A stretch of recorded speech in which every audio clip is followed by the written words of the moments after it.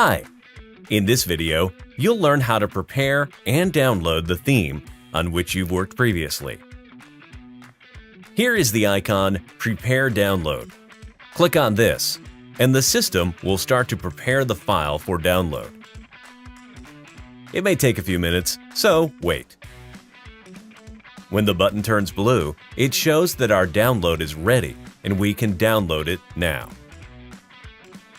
Click on the blue download button and then click Save. The download will start. Wait till it's downloaded, and when the file is downloaded, open and extract the zip folder. Now, open the extracted file. You can open any file in this folder, but I am opening theme.html.